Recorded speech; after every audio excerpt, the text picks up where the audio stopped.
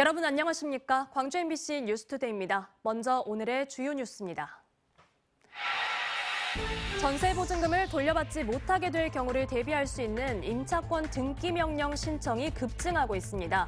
집주인과 세입자 간 분쟁이 그만큼 급하게 늘어났다는 뜻입니다.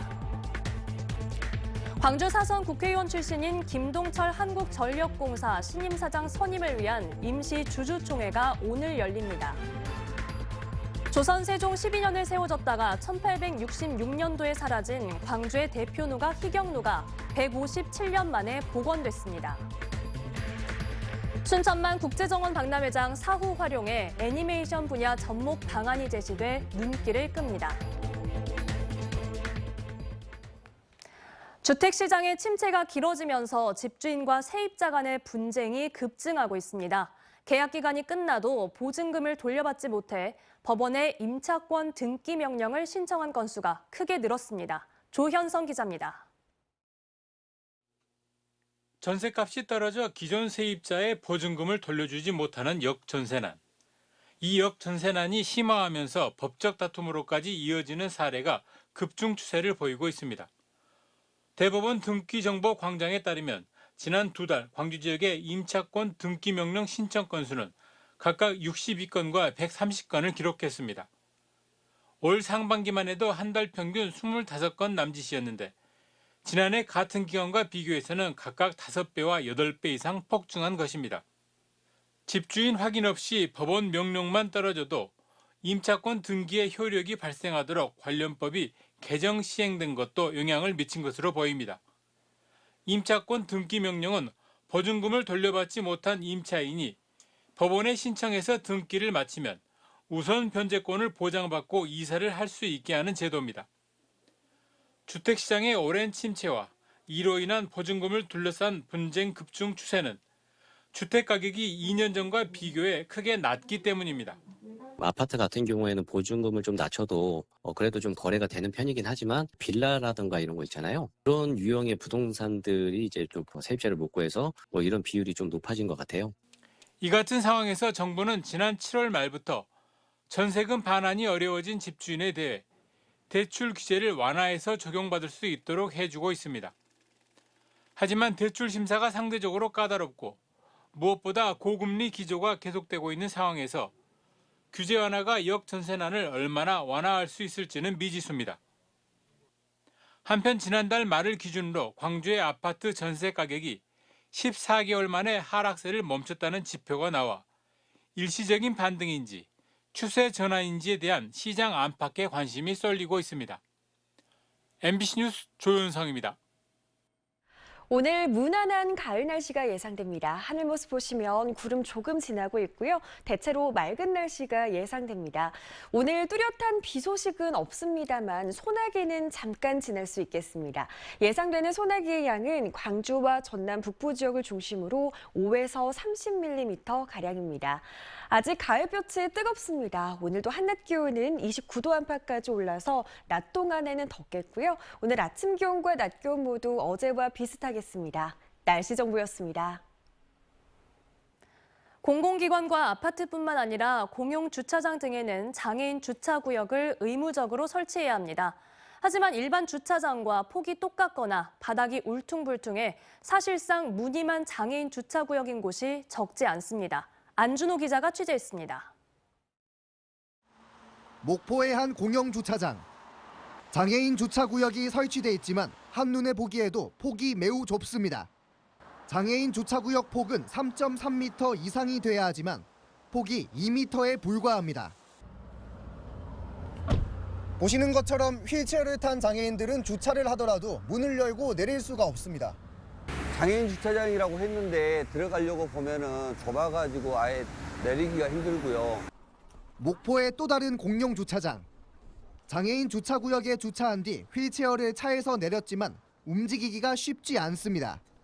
주차장 바닥에 홈이 파져 있어 휠체어에 작은 보조 앞바퀴가 끼어버립니다. 장애인 주차구역이 있지만 장애인들이 이용을 꺼릴 수밖에 없습니다. 다 돌로 돼 있다 보니까 저희 휠체어 장애인들은 이용하는 데가 너무 어렵죠. 휠체어가 넘어져서 장애인들이 다치는 사고도 종종 발생하고 있습니다. 환경 친화적 미관과 예산 절감 등을 이유로 목포시가 58곳의 공영주차장 가운데 잔디블럭을 설치한 곳은 15곳에 달합니다. 잔디블럭 특수성이 틈이 있기 때문에 그 틈을 이제 다른 재질로 메꾼다든지 그 틈을 안 주게끔 피난 그런 것을 하랍니다. 장애인을 위한 공간이어야 할 장애인 주차구역이지만 지자체의 무관심 속에 무늬만 장애인 구역으로 전락해버렸습니다. MBC 뉴스 안준호입니다. 학교폭력 징계를 받은 중고등학생들이 낸 징계 취소 행정소송이 연이어 패소했습니다. 광주지법 박상현 제1행정부 부장판사는 다문화 가정 친구의 피부색을 조롱하고 소변을 두거나 신체 중요 부위를 만지는 등의 행위로 가정법원 소년부로 송치된 전남 고교생 3명이 담양교육지원청 교육장을 상대로 낸 처벌 취소 소송에서 원고의 청구를 기각했습니다. 또한 같은 재판부는 친구와 몸싸움을 벌이다 징계를 받은 각각의 중학생들이 순천교육지원청과 광주 서부교육지원청 교육장을 상대로 낸 처분 취소 소송 등도 모두 원고 패소 판결했습니다. 당사자들은 모두 징계나 처분이 과하다고 주장했지만 재판부는 적법한 수준이라고 판단했습니다. 광주 광산구 제1금고 선정 과정에 뇌물을 받고 심의위원 명단 등을 유출한 전직 공무원 2명이 관련 재판에서의 허위 진술로 벌금형을 선고받았습니다. 광주지법 이광헌 형사 4단독 부장판사는 2018년 광산구 제1금고 선정 과정에 국민은행으로부터 편의를 제공받고 심의위원 정보를 유출한 혐의 재판에 증인으로 출석해 허위 진술로 위증한 이들에게 벌금 500만 원을 선고했습니다.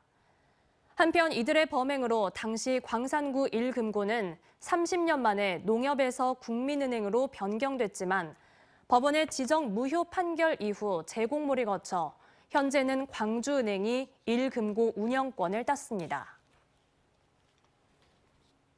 광주 한 근린공원에서 비둘기 21마리가 집단 폐사해 지자체가 조사에 나섰습니다. 광주 서구에 따르면 어제 오후 1시쯤 풍암동 신암 근린공원 인근에서 비둘기 사체 20여 구가 발견됐다는 주민 신고가 접수됐습니다. 서구는 보건환경연구원에 의뢰해 집단 폐사 원인을 분석하고 있으며 고의로 인한 폐사가 확인되면 경찰에 수사를 의뢰할 예정입니다.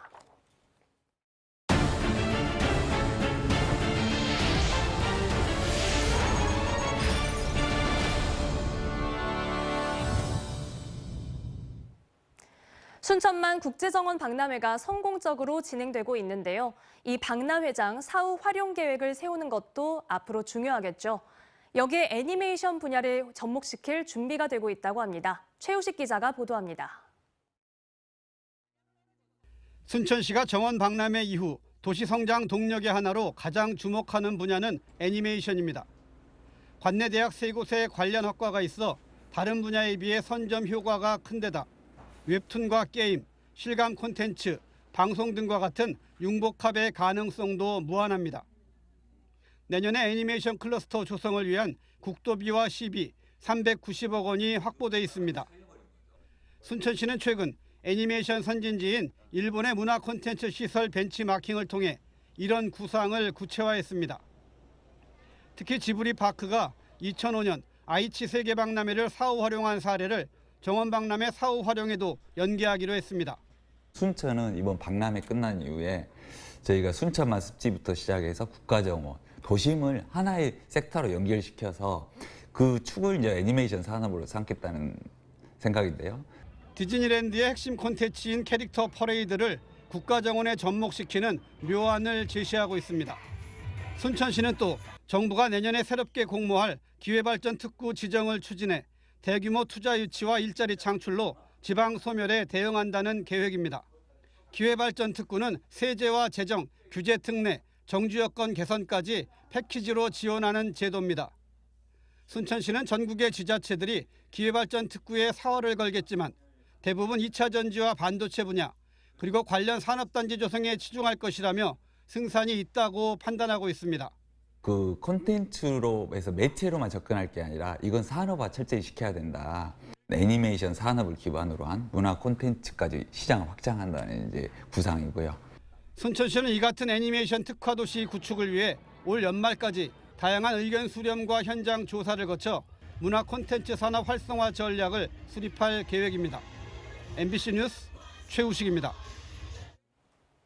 축사나 빈집, 폐공장 등은 환경 피해는 물론 주변 경관을 훼손하는 대표적인 시설들입니다. 이들 시설은 안 그래도 소멸 위기에 직면한 농촌의 정주 환경을 더 악화시키고 있는데요. 최근 유해시설을 개선해 농촌을 새롭게 재생하려는 사업이 곳곳에서 추진되고 있습니다. 김진선 기자가 취재했습니다.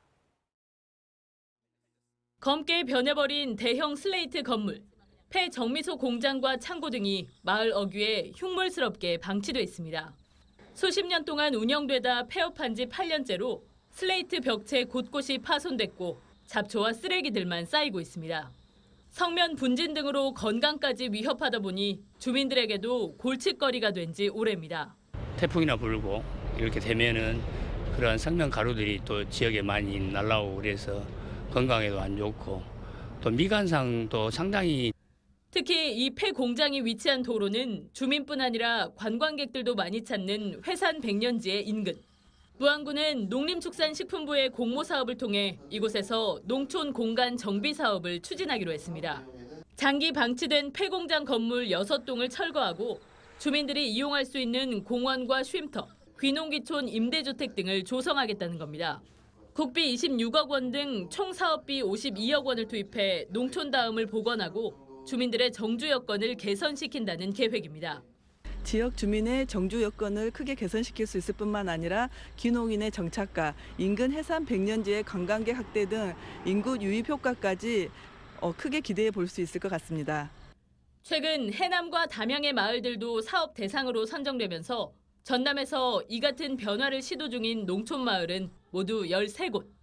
유해시설 대신 주민들을 위한 편의시설로 채워지는 농촌 마을. 귀농귀촌 인구까지 끌어들일 쾌적한 공간으로 거듭날 수 있을지 주목됩니다. MBC 뉴스 김진선입니다. 광주 사선 국회의원 출신인 김동철 한국전력공사 신임 사장 선임을 위한 임시 주주총회가 오늘 열립니다. 한전은 앞서 산업통상자원부가 김 후보자를 단수 추천함에 따라 주총에서 선임 절차를 밟을 예정입니다. 안건이 통과되면 김동철 신임 사장은 산업부 장관 제청을 거쳐 대통령이 임명을 제가합니다. 한편 정치인 출신 한국전력 사장은 기관 출범 62년 만에 처음입니다. 전남대학교가 내외국인 재학생은 물론 일자리가 필요한 시민들을 위한 대형 취업 박람회를 마련합니다.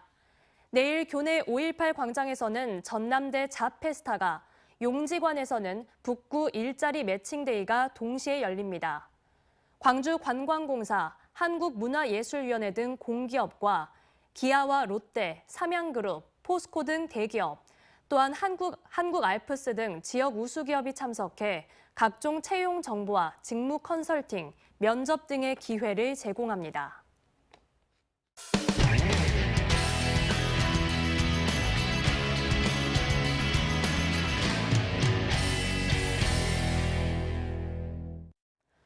항일 독립운동가 홍범도 장군 역사 지우기에 대해 국민 대다수가 반대하고 있습니다만 육사는 끝내 교내 흉상을 철거하기로 했고 심지어 홍범도 장군 이름을 딴 잠수함과 도로명까지 바꾸려는 움직임도 있죠. 대구에서도 홍범도 장군 역사 지우기를 멈추라는 목소리가 이어지고 있습니다. 대구문화방송 손은민 기자가 보도합니다. 대구의 대표적 항일단체인 신간회의 거점이었고 일제강점기 독립운동 지도자들이 모였던 곳 대구 양령시 교남 YMCA입니다. 이곳에 역사를 연구하는 교수와 시민사회 활동가 등 수십 명이 모였습니다. 육군사관학교가 홍범도 장군의 흉상을 끝내 교내에서 철거하고 국방부는 청사 앞에 있는 흉상 이전을 검토하자 이렇게 모인 겁니다. 학문적 차원의 역사 왜곡과 민족사적 차원에서의 국군과 육군사관학교 정통성과 정체성 훼손에 대하여 비분간계하면서 육사와 국방부는 홍범도 장군의 소련 공산당 활동 이력과 독립군 수백 명이 희생된 1921년 자유시 참변 연루 의혹을 문제 삼았습니다. 40년 넘게 홍 장군의 생애를 연구해온 이동순 교수를 비롯해 지역 학계에선 터무니없는 주장이라고 반박했습니다.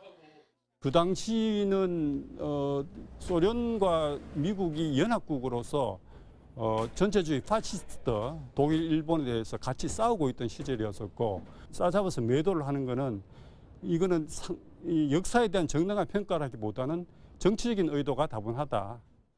광복회 대구지부와 대구경북학회, 전국교수노조 대구경북지부 등 17개 단체가 함께 뜻을 모았습니다.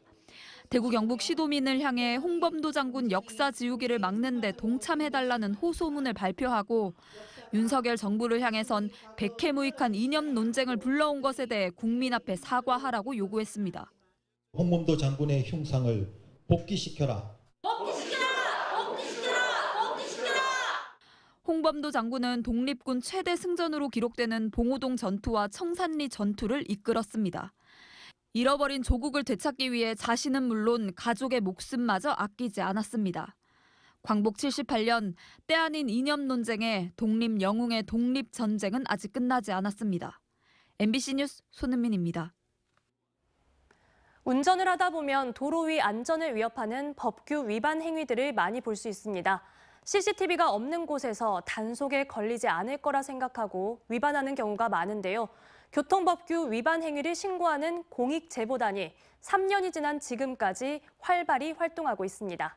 울산문화방송 이다은 기자입니다. 오토바이 2대가 횡단보도를 이용해 도로를 건너갑니다. 오토바이와 자전거가 이처럼 횡단보도를 건너면 중앙선 침범으로 범칙금이 부과됩니다. 어린이 보호구역에서도 불법 행위는 여전합니다.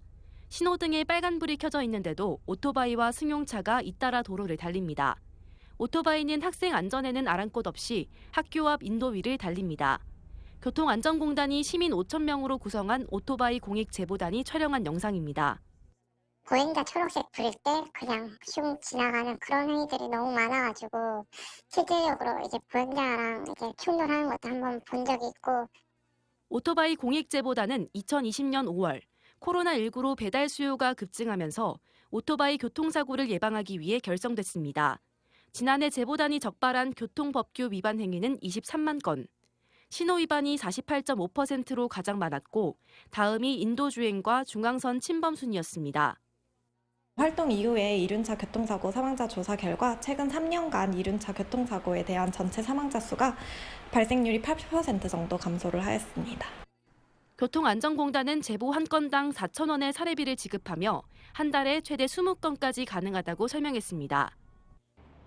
중앙선을 침범하거나 신호를 위반하는 등 위험한 사고로 이어질 수 있는 교통법규 위반 상황, 주변 곳곳에서 감시하고 있습니다. MBC 뉴스 이다은입니다.